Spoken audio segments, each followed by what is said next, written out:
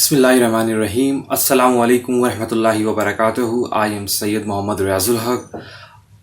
आज हम जो है वो टाइम्स के बारे में सीखेंगे कि किस तरीके से जर्मन लैंग्वेज में आप टाइम्स कह सकते हैं। पहले भी वीडियोस बन चुकी है, लेकिन फिर फरमाइश पे जो है वो दोबारा इसको थोड़ा और ज़्यादा एक्सप्लेन करते हैं कि आप जर्मन लैंग्वेज में टाइम कैसे बोल सकते हैं। तो ओवर साइटन टर्मीन आप टर्मीन भी यूज़ कर सकते ओवर साइटन। तो मिसाल के तौर पर जब आप टाइम कहना चाहते हैं तो सबसे पहले आपको नंबर्स का पता होना चाहिए कि जर्मन लैंग्वेज में आप नंबर्स को कैसे करते हैं। वो आप नंबर्स की वीडियो में आपने समझ लिया और आप लोगों को आ भी गई है। तो अब जो है आपने टाइम्स के बारे में बात करनी है। तो टाइम्स में कुछ ऐसे वर्ड्स हैं जो सबसे पहले आपने जहन में रखने। मिसाल के तौर पर जिस तरह हम इंग्लिश में बात करते हैं पास्ट और बिफोर का तस्करा होता है, तो जर्मन लैंग्वेज में टाइम बेसिकली 24 आवर्स का होता है। यानी कि जब रात के 12 यहाँ बज रहे होते हैं तो वहाँ पे 0 उअर होता है, 0 उअर 0 बज रहे होते हैं। एंड देन फिर सेकंड्स, फिर मिनट्स 45 56 मिनट्स, फिर जाके 1 यानी कि 1 उअर 1 बजते हैं। तो 1 2 3 4 5 6 करके 12 यहाँ पे 12 बज जाते हैं, वहाँ पे भी 12 बजते हैं। लेकिन यहाँ पे हम 12 के बाद 1 2 3 4 शाम के 5 6 7 8, तो वहाँ पे 12 13 14 15 16 यानी कि वहाँ पे 13 भी बजते हैं, 14 भी बजते हैं, 15 भी बजते हैं, 16 भी बजते हैं, 18 भी बजते हैं। तो वहाँ पे अगर आप कहेंगे कि 18 बजे, तो इसका मतलब है कि आक्सन उअर कह रहे हैं, तो इसका मतलब है कि वहाँ पे 18 बजे यानी शाम हो रही है। तो 4 बातों को, 4 से 5 चीज़ों को आप सबसे पहले आवर्स को या ओ क्लॉक को आप कहेंगे उअर। फिर एक वर्ड यूज़ करेंगे नाख, जो कि आफ्टर के लिए यूज़ होगा। एक वर्ड यूज़ करेंगे फॉर, वे फाव ओ एर फॉग, लेकिन बहुत ज़्यादा गैन प्रोनाउंस नहीं करना है यहाँ पे। तो फॉर बिफोर के लिए यूज होगा। एक वर्ड आप यूज करेंगे फियक्टल, फियक्टल फियक्टल क्वार्टर के लिए यूज होगा, यानी कि 15 मिनट्स के लिए यूज होगा। एक वर्ड यूज करेंगे आप हाल, हाफ के लिए 30 मिनट्स के लिए यूज करेंगे। अब इसे यूज कैसे करेंगे आप टाइम कैसे जर्मन लैंग्वेज में ड्वाइच स्प्राख में पूछेंगे। ड्वाइच इज जर्मन, ड्वाइचलैंड इस जर्मनी को कहते हैं ड्वाइचलैंड। ड्वाइच स्प्राख में आप जो है स्प्राख में आप कैसे जो है वो टाइम को कहना सीखेंगे।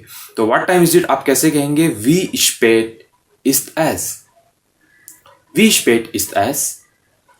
व्हाट टाइम इज इट, वी स्पेट इस्ट एस। What time is it, it is 2 o'clock, एस इज 2 Uhr, इट इज 3 o'clock, एस इज 3 Uhr, इट इज 2:15 यानी कि 2:15 को आप कहना चाहते हैं तो आप कहेंगे S is Viertel nach 2 Uhr, एस इज Viertel nach 2 Uhr।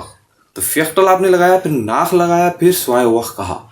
तो मिनट्स को आप पहले बताएंगे, एस इज ये हो गया इट इज, उसके बाद मिनट्स बताएंगे आप, क्योंकि यहाँ पे क्वार्टर 15 मिनट्स को कहने के लिए एक अलहदा वर्ड है, तो ये हमारे लिए आसानी है कि Viertel। फिर 15 मिनट हो चुके हैं, 2 बज के, तो आप कहेंगे कि नाख यूज करेंगे, आफ्टर यूज करेंगे। तो Viertel nach 2 Uhr ओ क्लॉक के लिए, आवर्स के लिए Uhr।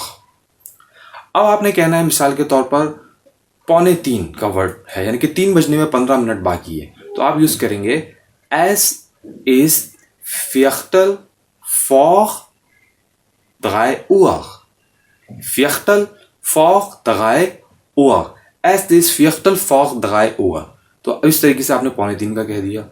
अगर आपको मिनट्स में बात करनी है, मिसाल के तौर पर आपने कहना है कि भाई ना 2:15 हो रहे ना बल्कि क्या हो रहा है, 20 मिनट हो गए, 2:20 हो गए, तो 20 का वर्ड आप काउंटिंग आती है, आप कह सकते हैं S is 20 nach 2 Uhr, 20 nach 2 Uhr, es ist 20 nach 2 Uhr, it is 2:20।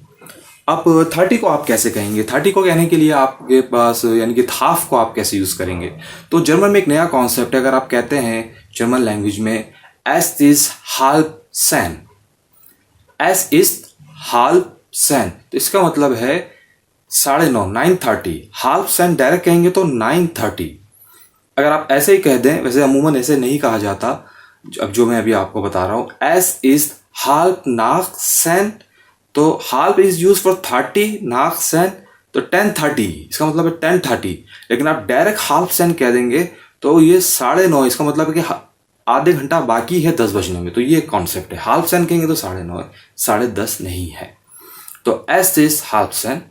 तो इसी तरीके से आप कुछ मिनट हुए हैं तो कोर्स वर्ड यूज करते हैं एक चंद मिनट के लिए, 2-3 मिनट के लिए। वो आप चंद मिनट बाकी हैं या 2-3 मिनट बाकी हैं 5 बजने में, तो आप कहेंगे कि S is cook for 5 Uhr, cook for 5 Uhr, और 5 मिनट हो चुके हैं यानी कि 5 बजकर कुछ मिनट हुए हैं, तो कुछ मिनट के लिए आप यूज करेंगे कुक्स। तो खा ओ एख सेट कुक्स। तो 5 बजकर कुछ मिनट हुए तो आप कहेंगे कि एस इज कुक्स नाख 5 Uhr। तो ये इस तरीके से आप जर्मन टाइमिंग को जो है बहुत आसानी से आप कह सकते हैं। अगर मैं आपसे एक सवाल पूछूं कि जल्दी से बताइए कि आप जो है वो 18 बजे को क्या कहेंगे, तो आप कहेंगे एस इज 18 Uhr। अगर मैं आपसे पूछूं कि आप बताएं कि भाई 23:30 बजे हैं, तो उर्दू में क्या टाइमिंग होगा? 23:30 रात के 11:30 है, लेकिन वहां पे आपने 23:30 कहना है यानी कि 23.5 कहना है, तो आप कैसे कहेंगे 23:30 हो चुके हैं? तो आप कहेंगे 23:30 आपने कहना है, तो आप इसको कैसे कहेंगे? तो वहां पे तो 24 आवर्स का है कि वॉच है, तो आप कहेंगे S is halb 24 halb 24 Uhr, es ist halb 24 Uhr, यानी कि आप कह रहे हैं कि 23:30 यानी कि रात के 11:30 बजे हैं। तो ये कॉन्सेप्ट है, आई होप कि आपको समझ में आई होगी। इसकी थोड़ी सी और ज़्यादा घर पे प्रैक्टिस करें। वी स्पेट इज दैस, व्हाट टाइम इज इट। अगर मैं अभी पूछूँ तो क्या टाइम हो रहा है कि यहाँ पे मेरे ख्याल से अभी 4 बजने में 10 मिनट बाकी है, तो मैं क्या कहूँगा? वी स्पेट इज एस इज सेन फॉर 4 Uhr, एस इज सेन फॉर 4 Uhr। लेकिन अब अभी अगर शाम के 4 बज रहे हैं तो वहां पे क्या बजेंगे जर्मनी में? वो बजने वाले हैं 16 बजने वाले हैं, यानी कि 16 बजने में 10 मिनट बाकी हैं। तो आप वहां पे कहेंगे, नॉर्मली प्रैक्टिस करेंगे, वी स्पेट एस इज, व्हाट टाइम इज इट, एस इज सेन फॉर 16 Uhr।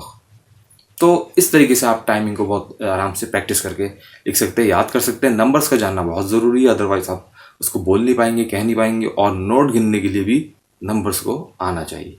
Well, thank you so much for watching, and please subscribe my channel, comments, like and share, and cheers, auf Wiedersehen, Allah Hafiz.